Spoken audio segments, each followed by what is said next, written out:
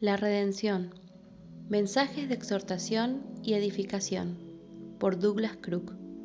En la Biblia leemos de muchas personas y de muchas historias, pero en realidad, de Génesis a Apocalipsis, hay una sola historia, un tema principal que Dios quiere contar al hombre. Esta historia tiene un carácter principal. La historia es la redención del hombre de su pecado y el hombre prominente es Jesucristo, el Hijo de Dios. Dios usa muchos ejemplos y tipos en su palabra para contar su plan de redención, pero todo nos hace entender un poquito más nuestra necesidad de confiar en ese plan tan glorioso y completo. En Génesis vemos la necesidad de nuestra redención. En Apocalipsis vemos la consumación de la redención. Si usted lee la Biblia y no ve ni entiende el plan de redención, y si no ve a Jesús como Redentor del hombre, usted ha fallado a entender el valor y el propósito de la Biblia. Vamos a considerar brevemente este tema precioso de la Biblia. ¿Qué quiere decir redención? Simplemente es un precio pagado para dar libertad a un esclavo. Tenemos un cuadro muy claro de nuestra redención en el Antiguo Testamento, en la ley del pariente cercano. La ley fue una provisión para los israelitas, para asegurar su herencia individual. Supongamos que un israelita, por varias razones, acumula una deuda muy grande y no tiene plata suficiente para pagarla. Él tiene que vender todo lo que tiene, pierde todas sus posesiones y su herencia, y aún tiene que venderse a sí mismo como esclavo. ¡Qué condición miserable para uno que una vez fue maestro de su propia casa, pero ahora es completamente dominado por su cruel dueño! Pero la ley del pariente cercano le dio a tal israelita una esperanza. Fue su sola esperanza. La ley dice que si este israelita podía encontrar a un pariente cercano, rico y dispuesto, el pariente podía pagar el precio justo para comprar del dueño las posesiones, herencia y aún a su hermano. Al pagarse el precio justo, el israelita fue librado y sus posesiones y su herencia fueron restituidas a él. La redención del hombre es muy semejante al caso de este israelita. En Génesis vemos el estado maravilloso del hombre al ser creado. Fue creado en semejanza de Dios. Adán disfrutaba comunión íntima con Dios. Fue dado dominio, poder y autoridad.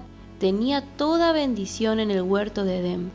Adán tenía todo lo que necesitaba, pero perdió todo por hacer una mala decisión. Escogió la desobediencia en vez de la obediencia y acumuló una deuda de transgresión contra su Creador que no podía pagar. Adán se vendió a sí mismo y a sus descendientes al pecado. Este es el estado del hombre hoy.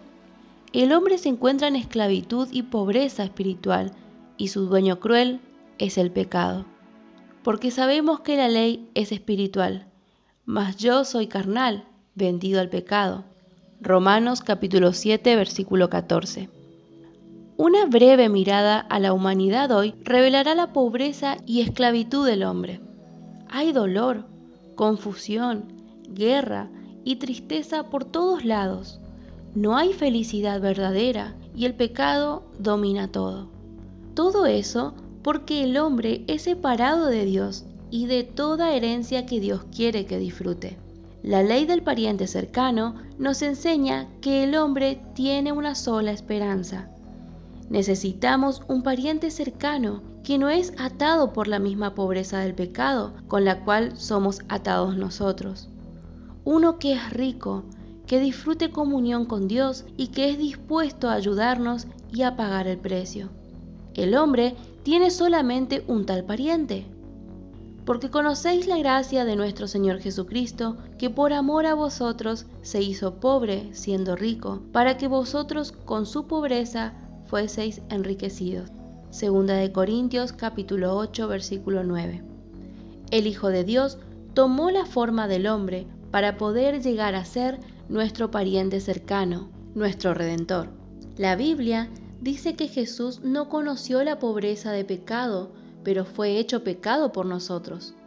Jesús dijo: Soy dispuesto a pagar el precio para librar a mis hermanos y a restituirles a comunión con Dios. Jesús no es solamente el Redentor, pero también es la redención.